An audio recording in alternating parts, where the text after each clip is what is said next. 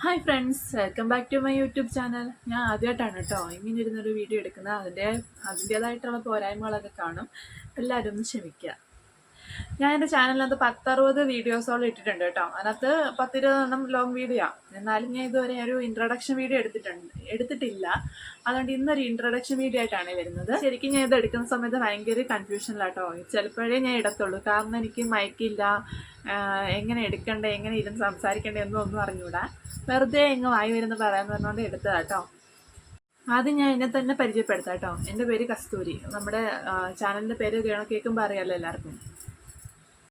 മോള് വന്ന് വിളിച്ചേട്ടോ, അതുകൊണ്ട് ആ ഫ്ലോ അങ്ങ് പോയി. പിന്നെ എൻ്റെ വീട് പത്തനംതിട്ട കേട്ടോ. ഞാൻ ഇവിടെ താമസിക്കുന്ന വയനാടാണ്. അത് ഹസ്ബൻഡിൻ്റെ വീടാണ് വയനാട്. എൻ്റെ വീട്ടിലാണെങ്കിൽ അച്ഛനും അമ്മയും ഉണ്ട് കേട്ടോ. പിന്നെ ചേച്ചിയുണ്ട്. ചേച്ചിയുടെ കല്യാണം കഴിഞ്ഞ് ചേട്ടന് 2 മക്കളും ഉണ്ട് കേട്ടോ. പിന്നെ ഇവിടെ ആണെങ്കിൽ ഏട്ടൻ അനിയനാണുള്ളത്. അനിയനും വൈഫും മോളൂടെ അവിടെ കണ്ണൂരാണ് താമസിക്കുന്നത്.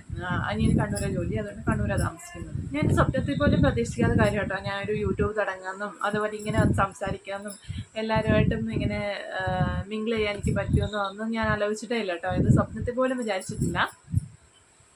പിന്നെ യൂട്യൂബിൽ കയറുന്നവർക്ക് ഏറ്റവും അത്യാവശ്യമായിട്ട് വേണ്ടത് തൊലിക്കട്ടിയാണല്ലോ.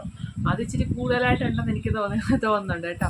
കാരണം അതിന് പലരും പറഞ്ഞിട്ടുണ്ട് കുറച്ചൊക്കെ തൊലിക്കട്ടി കൂടുതലാണെന്ന്. അതുകൊണ്ട് അത് ഇച്ചിരി ഉണ്ട്. അതല്ലാതെ വേറെ ക്വാളിറ്റിയും ക്വാണ്ടിറ്റിയും ഒന്നും ഇല്ല കേട്ടോ എനിക്ക്.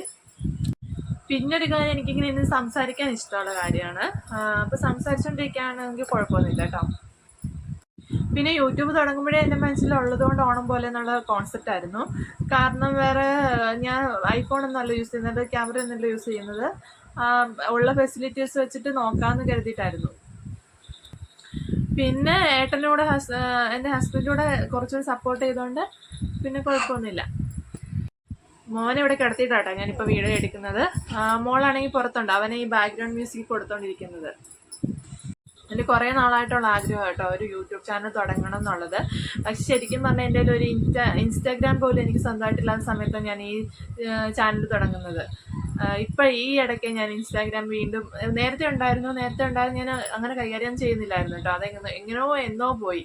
എന്നിട്ട് പിന്നെ ഇപ്പം ഈ ഇടയ്ക്കാണ് ഏട്ടൻ വീണ്ടും ഇൻസ്റ്റാഗ്രാം ആക്റ്റീവാക്കി തന്നത്.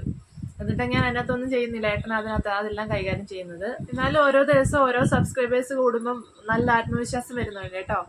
ഇങ്ങനെ നമ്മൾ ഇത്രയും കഷ്ടപ്പെട്ട് ചെയ്തിട്ടും കയറുന്നുണ്ടല്ലോ ആൾക്കാർ, ഭയങ്കര സന്തോഷമുണ്ട്. ഒരാളാണെങ്കിൽ ഒരാൾ കാണുന്നുണ്ടല്ലോ എന്നുള്ള സന്തോഷം ഒരുപാടുണ്ട് കേട്ടോ. നമ്മുടെയൊക്കെ വീഡിയോ നമ്മളിങ്ങനെ വിചാരിക്കാത്ത കാര്യമാണല്ലോ, ഒരാളെങ്കിലും കാണുന്നുണ്ടല്ലോ എന്നതിൽ ഒരു സന്തോഷമുണ്ട്.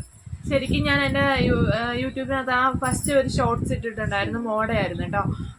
അതിടുന്ന സമയത്ത് ഞാൻ ഏട്ടനോട് പോലും പറഞ്ഞില്ല ഞാനിപ്പോൾ ഷോർട്സ് ഞാൻ യൂട്യൂബ് ചാനലിനകത്ത് വീഡിയോ ഇടാൻ പോവാണെന്ന്. ആരോടും പറഞ്ഞിട്ടില്ല, ആരും അറിഞ്ഞിട്ടില്ല. ഞാൻ ആ വീഡിയോ ഇട്ട് കഴിഞ്ഞിട്ടാണ് ഞാൻ ഏട്ടനോട് പോലും പറയുന്നത് ഞാൻ ഇതുപോലെ യൂട്യൂബിനകത്ത് ഇട്ടിട്ടുണ്ടോ എന്ന് പോയി നോക്കുക എന്ന് പറയുന്നത്.